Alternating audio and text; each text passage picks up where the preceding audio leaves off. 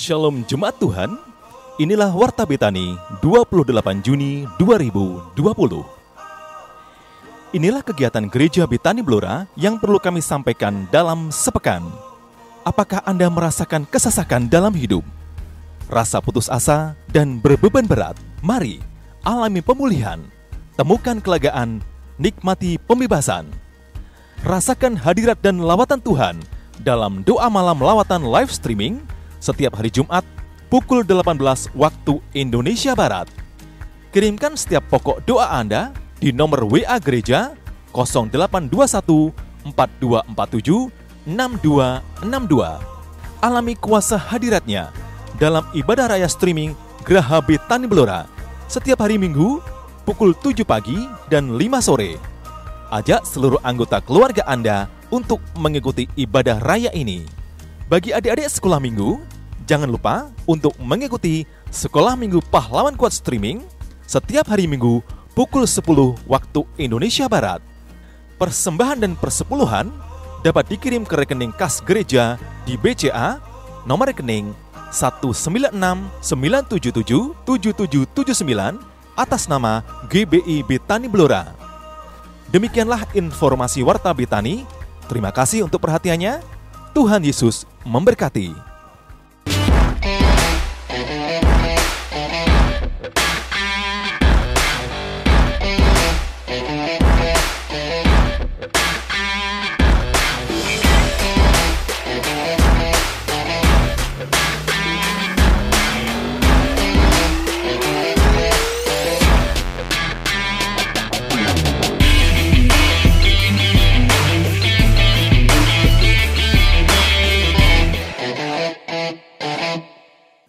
Shalom saudara, saya menyapa saudara dimanapun saudara berada.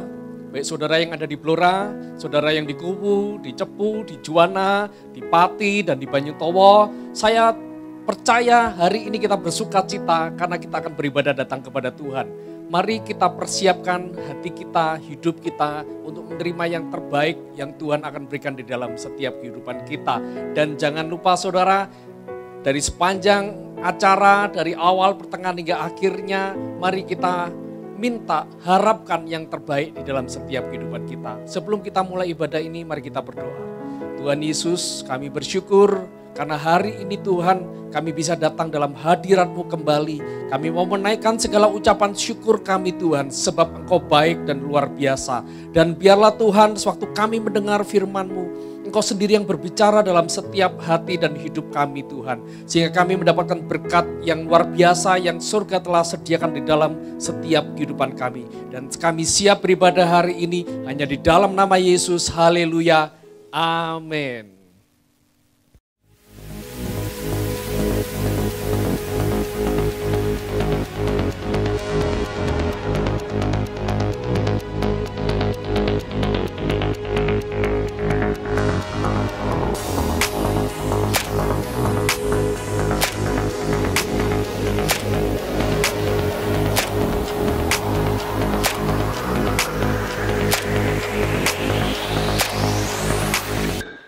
Mari jemaat Tuhan, kita mau siapkan hati kita memuliakan nama Dia, agungkan Allah kita. Haleluya. Kita mau ubah tempat ini jadi lantai dansanya Tuhan. Kita mau nari, kita mau lompat, muliakan Dia. Haleluya.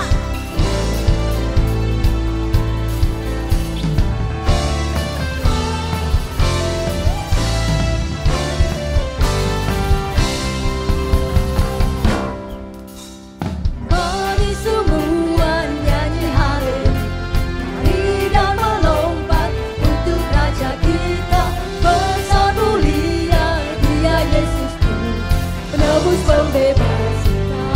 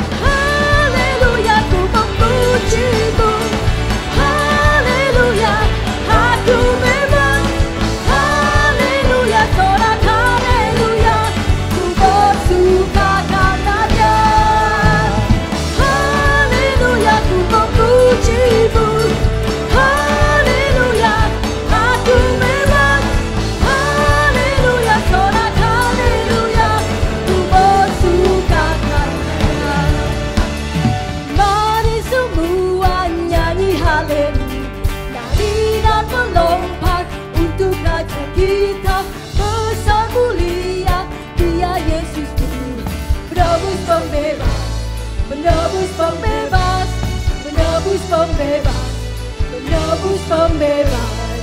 Nah, haleluya, praise the Lord.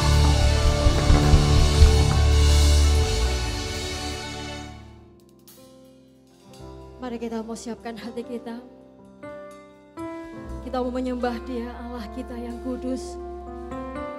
Dia Allah yang bertahta di bait-Nya yang kudus. Siapkan hati kita, jiwa kita. Bless the Lord, oh my soul, oh my soul. Worship His holy name. Sing like never before, oh my soul. I'll worship Your holy name.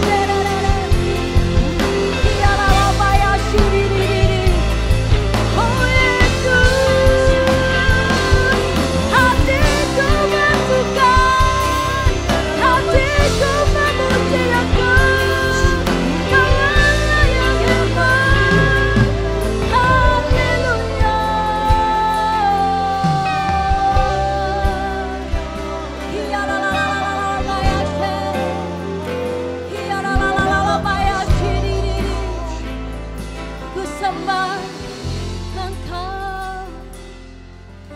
Dengan apa kan ku balas segala kebaikan-Mu? Segenap hatiku menyembah-Mu, Yesus. Ku bersyukur padamu. Dengan apa kan ku balas segala kebaikan-Mu?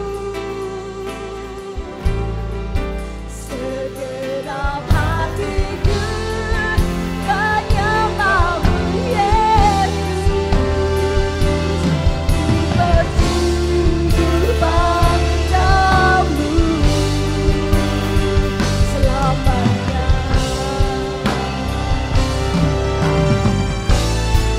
Dengan apa kan ku balas, oh Yesus, segala kebaikan-Mu? Segenap hatiku menyembah-Mu, Yesus.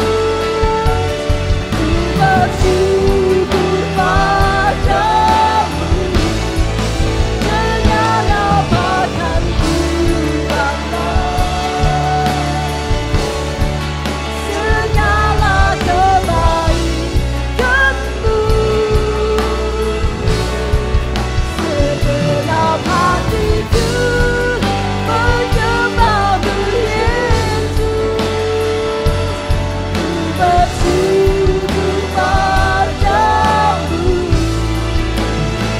selamanya.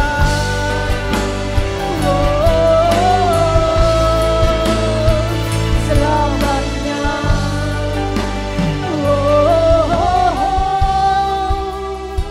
Selamanya.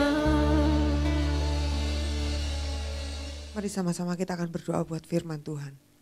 Tuhan Yesus, kami bersyukur berterima kasih. Segala pujian, segala hormat umat-umat-Mu ini boleh naikkan buat Tuhan. Sekarang ini kami mau buka hati kami buat Tuhan, biar Engkau yang bicara kepada kami, nyatakan isi hati-Mu dan nyatakan Tuhan kehendak-Mu di dalam kami.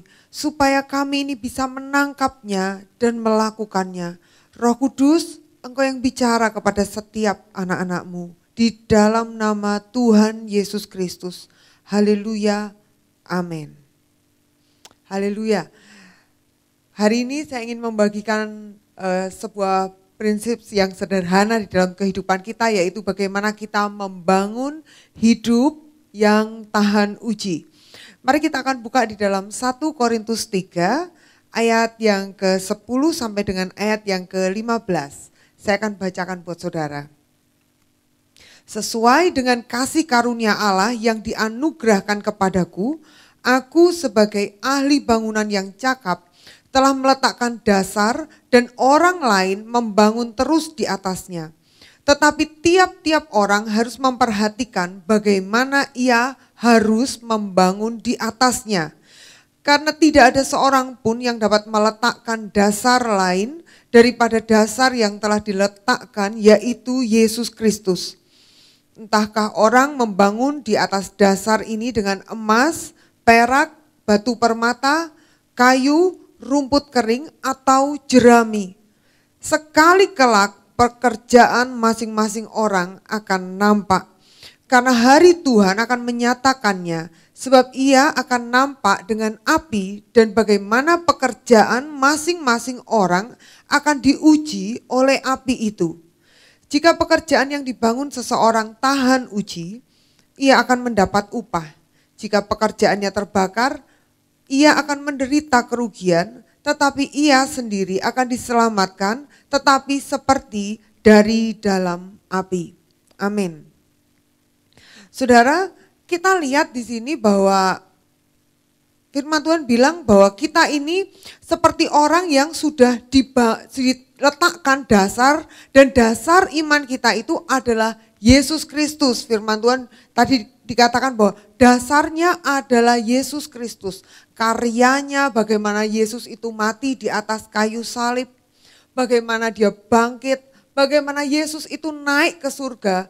Itulah yang memberikan bagi kita ini bukan hanya keselamatan, tapi kepastian bahwa kita ini punya tempat di surga. Nah saudara, Yesus adalah dasar yang tidak tergoyahkan. Tetapi masalahnya tidak berhenti sampai di situ. Ada banyak orang kalau sudah Kristen percaya Tuhan Yesus lalu berhenti di situ, maka kita kehilangan dari poinnya. Karena firman Tuhan bilang begini, kita semua perlu membangun di atas dasar itu. Di dalam kehidupan kita sehari-hari, di dalam kehidupan iman kita sehari-hari, kita perlu membangun, ada yang harus kita bangun di atasnya. Di dalam rumah tangga kita, dalam hubungan kita dengan pasangan, di dalam pekerjaan, dalam pelayanan, ada sesuatu yang setiap hari perlu kita bangun. Nah, kalau kita mau membangun sesuatu, yang perlu kita tanyakan adalah tujuan akhir dari bangunan itu. Untuk apakah bangunan itu akan kita pakai? Contoh aja, jika kita mau membangun sesuatu dan kita tidak tahu itu gunanya untuk apa, lalu kita asal bangun aja. Oh, kita mau bangun ruangan dan kita nggak tahu itu mau dipakai buat apa, kita asal bangun aja. Kita bangun, mungkin mampu saya uangnya cuma 1 kali 1,5 meter, ya udahlah kita bikin bangunan 1 kali 1,5 meter.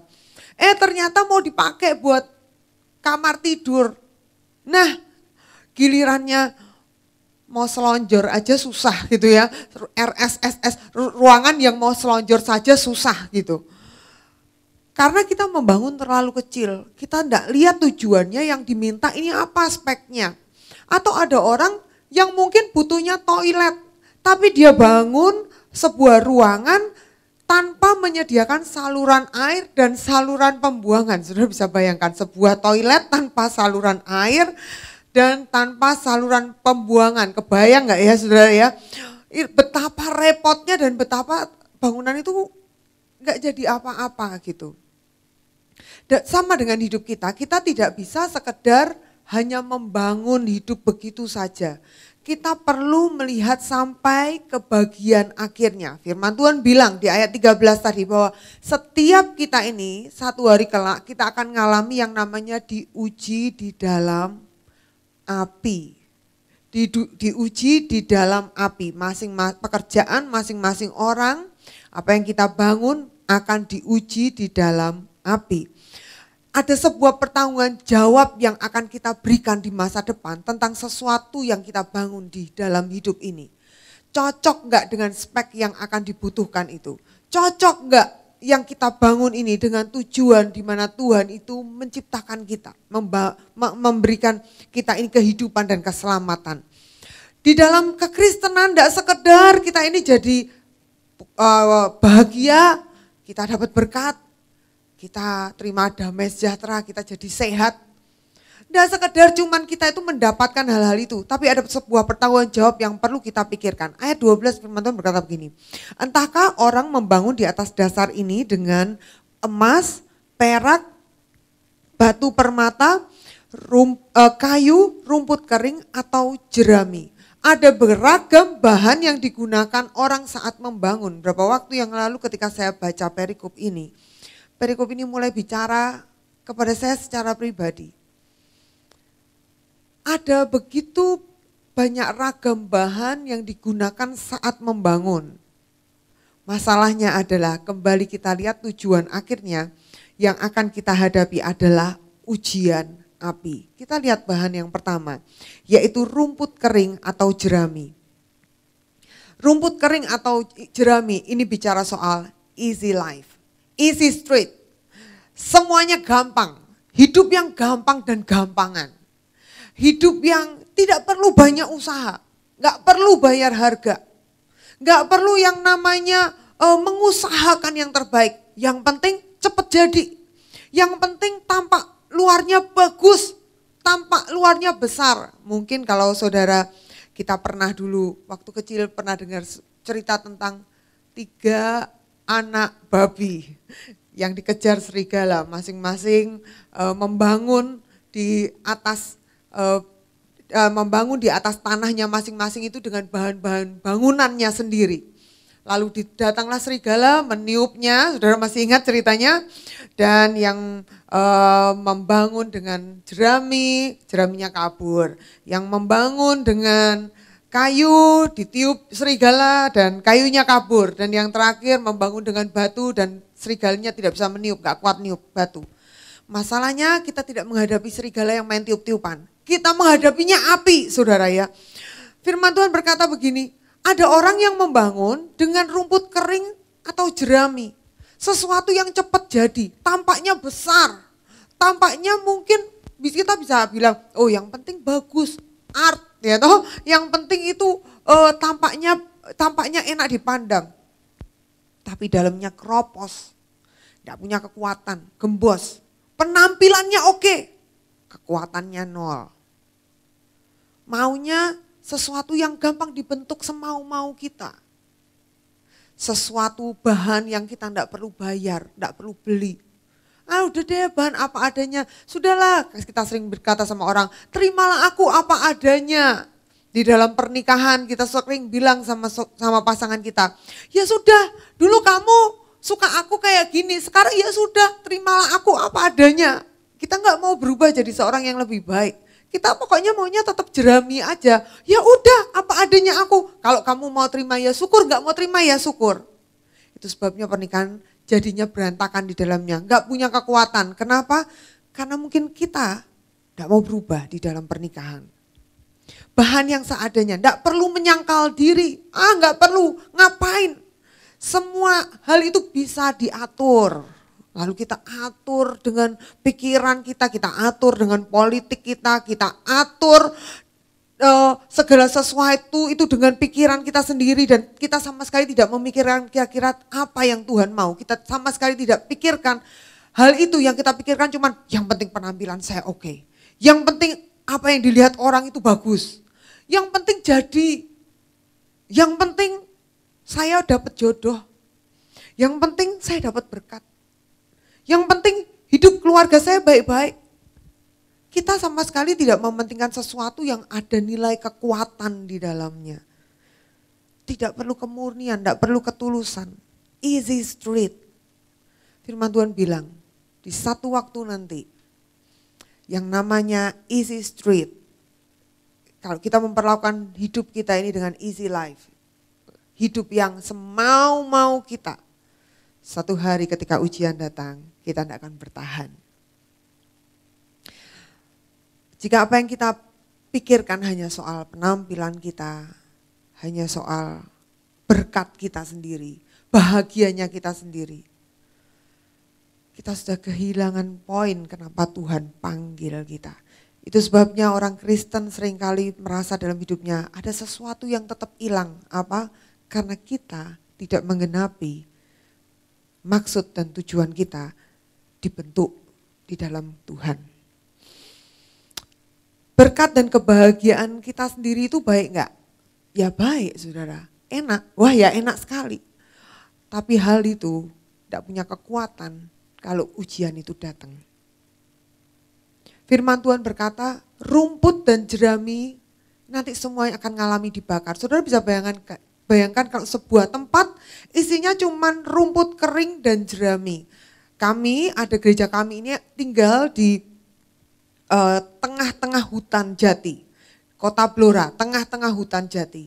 Biasanya di musim kemarau panjang, ketika daun-daun jati itu banyak rontok gitu ya, banyak berguguran, maka yang terjadi adalah daun jerami itu perlu dibakar. Jadi di hutan itu sebelum dia terlalu tebal daunnya, dia itu dibakar. Tipis nanti dibakar lagi, tipis dibakar lagi. Kenapa? Supaya kalau dia terlalu tebal nanti terjadi kebakaran malah tidak bisa terkontrol. Jadi sedikit-sedikit dibakar, sedikit-sedikit dibakar. Tahukah saudara, daun-daun kering yang tidak ada artinya dan yang tidak terlalu tebal itu, kalau sudah dibakar, kita lewat di tengah-tengahnya naik mobil itu berisiknya luar biasa. Itu seperti wah suaranya itu begitu riuh gitu ya, suaranya tuh begitu seru gitu. Padahal itu cuman daun kering yang dibakar. Sama dengan hidup kita. Kalau hidup kita ini cuma dibangun berdasarkan hidup yang gampangan, lihatlah kalau ada ujian datang, aduh saudara, suaranya lebih banyak daripada buahnya. Saudara ngerti maksud saya ya? Bahwa seringkali kita protesnya lebih banyak. Lalu kita ngomong ini itu kenapa Tuhan, kan saya sudah begini, lalu kita mulai ungkit-ungkit, saya kan sudah memberi persembahan, saya sudah memberi perpuluhan, saya sudah melakukan yang lebih baik, kenapa kok saya, kenapa bukan dia aja. Waduh, suara kita ini bisa luar biasa lebih riuh, lebih seru daripada hal-hal yang lain yang ada di sekitar kita. Kenapa? Karena jangan-jangan kehidupan kita ini cuma mau yang instan saja. Kehidupan kita ini cuma sekedar rumput kering dan jerami yang kita bangun. Mari tinggalkan yang namanya kehidupan yang dibangun cuma dengan rumput kering dan jerami. Kehidupan yang cuma mau instan, gampangan, yang egois. Karena itu tidak akan pernah tahan waktu ujian datang. Hal yang kedua yang dibangun, firman Tuhan bilang gini, ada yang bangun pakai kayu. Hari ini ya, kalau kayu, tanya kayu hari ini mahal banget. Tapi masalahnya bukan mahal dan gak mahalnya. Kayu itu bicara tentang memberi ya setumbuh-tumbuhnya. Kayu ini kan gak sesuatu yang kita bisa tambahin atau kurangin. Ya setumbuh-tumbuhnya gitu. Oh, kalau setahun kira-kira membesarnya segini, ya udah setumbuh-tumbuhnya, mengalirlah apa adanya. Masalahnya kayu ini berapapun harganya, kayu ini tidak sesuai dengan spek ujiannya. Artinya begini, seberapa mahal pun yang kita berikan, kalau itu enggak sesuai dengan apa yang Tuhan inginkan, apakah ada gunanya gitu ya. Saya ingat ketika suami saya itu membelikan hadiah. Pasti ibu-ibu ini pernah diberikan hadiah sama suaminya ya. Atau mungkin suami-suami pasti pernah dapat hadiah. Anak-anak muda siapa yang pernah dapat hadiah dari si ahem gitu ya. Yang mungkin seseorang yang pacar kita atau penggemar kita mungkin pernah dapat hadiah dari mereka. Pernahkah kita dapat hadiah sesuatu yang tidak kita inginkan? Pasti pernah saudara ya, pasti pernah. Pernahkah saudara dapat hadiah dan ketika saudara begitu excited membukanya dan ternyata tarap. Gitu ya. Jadi ketika dibuka suaranya bukan eng-ing-eng, suaranya bukan wow gitu. Tapi suaranya gitu ya. Loh kok ini aja ya hadiahnya ya. Tidak sesuatu yang kita inginkan. Saya ingat suami saya kasih saya hadiah waktu pertama kali dia mendekati saya. Dan ketika saya buka hadiahnya, saya nggak bisa berkata selain apa? Gitu ya. Hadiahnya Kami masih sering ketawa kalau saya cerita-cerita ini berdua dengan dia. Kami masih sering guyon untuk hal ini. Dari situ saya belajar bahwa sepertinya saya kalau mau minta hadiah saya bilang aja deh gitu. Yang saya mau apa? Satu kali ketika kami pergi, saya lihat ada sebuah parfum. Saya ini jarang menyukai parfum. Tapi kali itu saya sangat suka parfum itu. Dan saya lihat itu bukan parfum yang murah atau murahan. Saya bilang sama suami saya, besok ya kalau aku ulang tahun, saya bilang, kamu kasih saya parfum yang ini. Jangan yang lain ya. Saya bilang, yang ini aja. Gitu, yang ini aja. Dia lihat harganya, tapi kok nggak kayak parfum yang lain harganya? Ya, nggak apa-apa. Saya bilang, take your time. Saya bilang, ambil waktumu. Nanti kalau sudah tepat waktunya, saya nggak usah dibeliin apa-apa selama ini. Nanti satu hari saya beliin parfum, tapi yang itu, saya berkata. Nggak tunggu waktu lama, saudara. Satu kali ketika dia pergi, dia bawakan saya ketika pulang tuh dia bawakan saya surprise.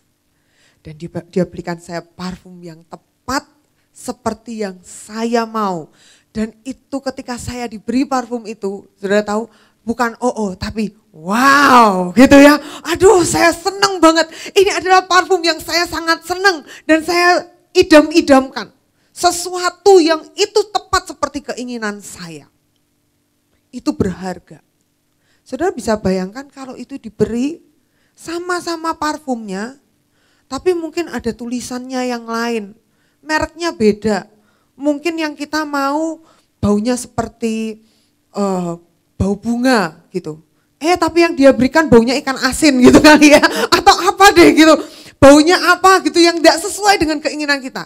Gimana perasaan kita? Saudara pernah kan dapat hadiah sesuatu yang gak sesuai dengan keinginanmu? Apa perasaan saudara? Apalagi kalau saudara dipaksa bilang gini, dikatakan gini, harus dipakai ya, ukurannya gak tepat, modelnya gak tepat, sesuatu itu gak tepat banget buat saudara. Lalu orang tersebut berkata, saya tunggu kapan saja saudara kamu pakai hadiah dari aku. Kita bukannya senang saudara, kitanya stres. Kitanya jadi merasa, aduh gimana ini caranya pakai gitu. Sesuatu yang gak tepat. Bagaimana dengan hati Tuhan? Ketika Tuhan itu kita beri persembahan yang keluar dari hidup kita. Saya tidak katakan persembahan itu selalu bentuknya uang. Ada sesuatu yang kita mau berikan buat Tuhan. Pertanyaannya adalah apakah itu sesuatu yang tepat seperti keinginan Tuhan atau tidak? Seringkali kita pikir itu mahal. Seringkali kita pikir itu berharga. Tetapi itu tidak tepat seperti yang Tuhan mau. Lalu kita berdalih, kan Tuhan melihat hati. Tuhan kan tidak melihat harga. Ya betul, Tuhan melihat hati. Tapi kalau kita terus-menerus memberi kepada Tuhan sesuatu yang kita mau tanpa memperdulikan apa yang Tuhan mau, apa yang sedang jadi moodnya, apa yang sedang jadi kesukaannya, saya khawatir kita melakukan sesuatu yang gak ada bekasnya waktu ujian itu datang. Membangun di atas kayu, maksud saya membangun dengan kayu, artinya kita membangun sesuatu yang gak tepat seperti yang Tuhan mau. Yang selanjutnya adalah membangun dengan emas, perak. Bicara soal sesuatu yang berharga, sesuatu yang gak murahan. Bicara tentang kemurnian ada di dalamnya. Membangun dengan kemurnian, membangun dengan ketulusan. Ada sebuah kemauan dan kerelaan untuk dibersihkan. Setiap waktu, setiap saat. Maleakhi 3 bilang bahwa Tuhan itu selalu duduk di depannya orang Lewi untuk memurnikan mereka. Orang-orang yang dianggap Tuhan orang Lewi, orang-orang yang memberikan hati hidupnya, dirinya untuk melayani raja di atas segala raja. Melayani tidak harus di gereja saudara, di tempat saudara. Tetapi hidup saudara ini saudara berikan untuk Tuhan. Maka firman Tuhan bilang Tuhan itu selalu ingin membersihkan, selalu ingin memurnikan kita. Ada harga yang dibayar mahal saat Tuhan itu memurnikan hati kita. Rasanya gak enak. Firman Tuhan bilang bahkan itu seperti memurnikan perak dan emas. Ditaruh di atas api. Sampai kotoran-kotorannya itu akan mengapung di atas. Lalu dibuang kotoran-kotoran itu. Sampai yang tersembunyi di dalam hati kita ini akan mengambang ke atas. Dan kita bisa berkata, hey ternyata aku masih kotor hatiku. Sampai yang namanya kepahitan yang tadinya tersembunyi di dalam hati itu naik ke atas dan diambil. Sampai yang namanya kemarahan yang tersimpan bertahun-tahun sampai sudah lupa itu mengapung lagi dan terlihat, ternyata aku masih marah. Dan kita izinkan Tuhan mengambilnya. Yang namanya serakah, yang namanya dendam, yang namanya perselisihan, itu Tuhan bersihkan dari hidup kita. Membangun dengan emas dan perak adalah bicara tentang orang yang membangun dengan memberikan seluruh hidupnya itu rela dibersihkan dan membangun di dalam kemurnian dan ketulusan. Sebuah hidup yang murni, sebuah hidup yang tulus. Membangun hubungan di dalam keluarga, di dalam kemurnian dan ketulusan. Membangun hubungan dengan Tuhan, tidak cuma sekedar sesuatu yang dilihat orang. Tapi saat orang lain gak lihat, apakah kita masih murni, apakah kita masih tulus. Yang terakhir adalah bicara soal membangun dengan permata. Setiap kita pasti setuju yang namanya permata selalu digosok dan dipoles. nggak ada permata yang dibiarkan apa adanya. Meskipun itu cuma sekedar batu akik, saudara ya. Batu akik sih bukan batu permata, tapi batu berharga gitu aja deh. Itu aja perlu digosok. Apalagi yang namanya berlian. Yang namanya berlian itu digosok dan dipoles begitu rupa. Sampai dia mengeluarkan sinar yang begitu bagus. Sebuah hidup yang dipertajam, yang diperindah, yang digosok begitu rupa. Sampai kita ini gilang gemilang, sampai kita ini mengkilat. Apa sih sebenarnya yang menggosok kita? Apa sih yang merubah hidup kita sampai kita ini bisa bersinar gilang gemilang? Mazmur berkata, urapan itu membuat kita itu bersinar gilang gemilang. Mazmur 20 berkata gitu. Hidup yang diurapi di tengah-tengah musim kering, di tengah-tengah musim apapun yang sedang kita hadapi hari ini. Adakah kita ini mengizinkan Tuhan itu menggosok hidup kita, dipoles hidup kita? Mungkin hari ini kita digosok dengan hubungan dengan orang lain. Apakah kita membiarkan polesan Tuhan itu membuat hidup kita semakin menyala-nyala, semakin mengkilat? Atau ketika kita digosok, dipoles, lalu kita mulai banyak ngomongnya, ngomong sana, ngomong sini, seperti rumput kering, saudara ya.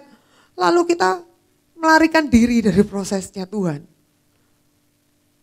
Lalu kita berkata, mungkin ini bukan tempatku, lebih baik aku tidak ada di sini. Sehingga kita bukannya lulus, tapi justru kita ini akan jadi lari ke sana, lari ke sini. Tidak ada sebuah tempat pun yang sempurna baik di dunia ini. Tidak ada seorang pun yang sempurna baik. Saya bukan orang baik. Saya tahu kalau saya ada itu karena Tuhan Yesus baik. Yang baik itu Tuhan Yesus, bukan saya. Itu sebabnya kita terus dipertajam, kita tuh terus diperindah, kita ini terus diproses oleh Tuhan. Sampai membuat hidup kita ini memancarkan sinarnya Kristus. Bukan artinya orang yang masuk di dalam pengurapan itu orang yang masuk dalam hidup yang enak-enak. Justru orang yang masuk di dalam pengurapan itu yang akan mengalami digosok dan dipertajam, saudara. Dan ketika kita lulus, nah waktu itu kita bisa lihat Tuhan itu pakai hidup kita luar biasa. Saudara, 4 hal yang kita lihat tadi, ada orang yang bangun pakai rumput kering, ada orang yang bangun pakai kayu, pakai emas perak, pakai permata. Tidak ada jaminan kalau saudara bangun hidup saudara dengan emas perak, saudara tidak akan mengalami ujian api. Tapi ujian api akan membuktikan dengan apa kita membangun hidup kita. Justru ujian, di tengah-tengah ujian akan membuktikan, akan membuat kita ini menjadi dewasa dan membuat kita ini tampil beda. Di masa-masa yang sulit seperti ini, saya percaya orang-orang yang membangun hidupnya dengan emas, perak, dan permata, dia akan melewati masa yang sulit dengan kemenangan yang dari Tuhan. Amin, saudara. Saya mulai dengar begitu banyak kesaksian. Ada begitu banyak anak-anak Tuhan yang justru di masa sulit ini, mereka melihat Tuhan itu mempromosikan hidupnya. Tuhan itu memakai dia. Tuhan itu justru membuat usahanya itu berkelimpahan. Ya, ada banyak dari anak-anak Tuhan yang lain yang mungkin belum mengalami di situ. Tapi percayalah, ujian ini akan membuat kita melihat dengan apa menjalani hidup kita sendiri, dengan apa kita ini membangun hidup kita sendiri. Kalau mungkin kemarin kita membangunnya dengan rumput kering, mari cepat-cepat ganti. Mungkin kita kemarin membangun hidup kita semau-mau kita kasih persembahan, kita sibuk kasih pelayanan buat Tuhan, kita sibuk melakukan aktivitas buat Tuhan, tapi yang semau-mau kita bukan yang semau-mau Tuhan. Ini waktunya kita cepat-cepat, yuk sama-sama bangun hidup kita dengan emas, dengan perak, dengan permata, dengan kemurnian, dengan hati yang tulus, dengan hidup yang mau mengikuti prosesnya Tuhan, dan kita ini jalan di dalam urapannya Tuhan. Tidak sekadar punya hidup yang gampangan, tapi biarlah kita membangun hidupan kita setiap hari di dalam kemurnian dan kesungguhan dengan Tuhan. Sehingga ketika bahkan tidak ada orang yang melihat, tidak ada orang yang menghargai, tidak ada orang yang berkata bahwa kamu hebat loh. Tidak ada orang, bahkan mungkin ketika ada orang mengkritik kita, tetap kita akan tampil di hadapan Tuhan itu dengan kemurnian dan ketulusan. Ujian akan segera datang, kapanpun bisa datang saudara, tapi biarlah pekerjaan kita didapati Tuhan sempurna dan bertahan sampai akhir. Mari kita akan tutup di dalam doa. Ku bersyukur Tuhan Yesus, terima kasih karena Engkau baik. Engkau luar biasa buat kami. Pekerjaanmu, karyamu di atas kayu salib itu sempurna bagi kami dan menyelamatkan kami. Tapi kami tahu bahwa kalau kami masih hidup, itu artinya bahwa kami harus mulai membangun hidup kami ini. Tidak sekedar membangun apa adanya, tetapi membangun yang terbaik yang kami bisa berikan buat Tuhan.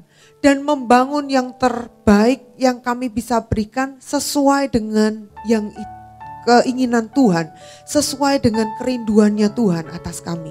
Ku berdoa Tuhan Yesus, berkati anak-anak-Mu dalam rumah tangga mereka, dalam sekolah mereka, bersama-sama dengan keluarga mereka, orang tua mereka, di dalam pelayanan, pekerjaan atau apapun yang Tuhan percayakan. Ajari kami Tuhan, untuk kami setiap hari membangun di atas iman kami ini. Kemurnian, ketulusan, sebuah hidup yang mau dibentuk, sebuah hidup yang mau mengikuti urapan dan tuntunan dari Tuhan sendiri. Terima kasih Tuhan Yesus, terima kasih. Kami bersyukur, kami menyerahkan sepanjang minggu depan ini. Biar ini menjadi minggu yang luar biasa. Kami melihat Tuhan berjalan bersama-sama dengan kami. Dan bukan hanya itu, setiap hari kami hidup untuk menyenangkan hati Tuhan. Terima kasih di dalam nama Tuhan Yesus. Haleluya. Amin. Tuhan Yesus memberkati. Ini aku bejanamu, bentuklah sesuai kehendak-Mu, tu genapi firman-Mu. Oh Yesusku, jadikanku alat yang indah di mata-Mu, berjalan yang sempurna seperti-Mu.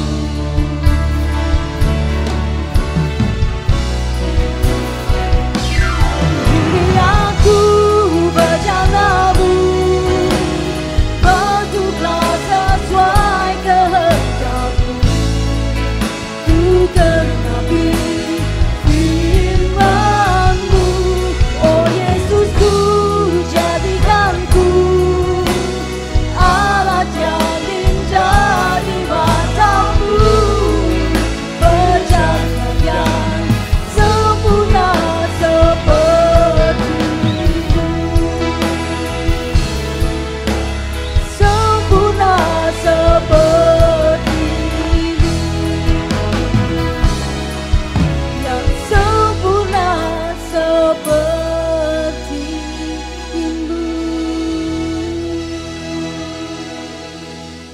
Puji Tuhan, kita telah mendengar firman yang disampaikan oleh hamba-Nya, dan biarlah setiap benih firman ini ada ditinggal di dalam setiap kehidupan kita, dan izinkan benih itu bertumbuh dan menghasilkan buah di dalam setiap kehidupan kita. Mari sebelum kita akhiri ibadah ini, mari kita tutup dalam doa. Tuhan Yesus, terima kasih, Engkau baik, Engkau luar biasa di dalam setiap kehidupan kami, sebab Engkau telah mengajarkan kami bagaimana kami harus hidup, bagaimana kami harus menjalani sebuah kehidupan, sebuah proses yang dimana Tuhan akan menghasilkan emas yang murni di hadapan-Mu. Kami bersyukur Tuhan, Engkau baik, sebab Engkau Tuhan tidak pernah meninggalkan setiap kami, dan Engkau tidak membiarkan kami menjadi apa adanya Tuhan. Kami siap menerima segala berkat yang telah Engkau berikan, sediakan dalam setiap kehidupan kami. Mari sama-sama jemaat Tuhan, kita angkat tangan kita untuk kita menerima berkat yang terbaik. Berkati Tuhan umat-Mu dimanapun mereka berada. Biarlah berkat dari Allah Bapa, Putra dan Roh Kudus Segala damai sejahtera sukacita berlimpah-limpah dalam setiap kehidupan saudara dan saya. Dan kepada setiap kita juga diberi kesanggupan untuk menerima berkat Tuhan. Semua yang percaya telah menerima berkat yang terbaik. Hanya di dalam nama Yesus sama-sama katakan, amin.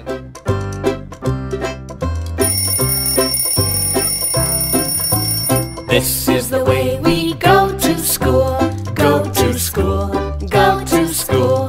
This is the way we go to school so early in the morning. This is the way we dress ourselves, dress ourselves, dress ourselves. This is the way we dress ourselves So early in the morning.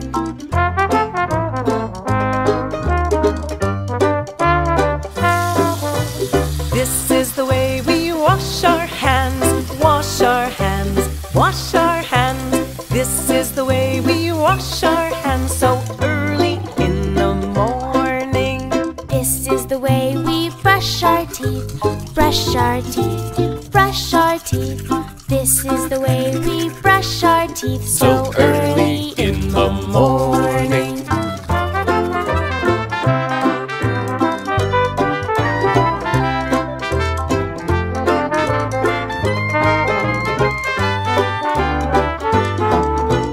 This is the way we carry our books, carry our books, carry our books. Well, this is the way we carry our books so early in the morning. This is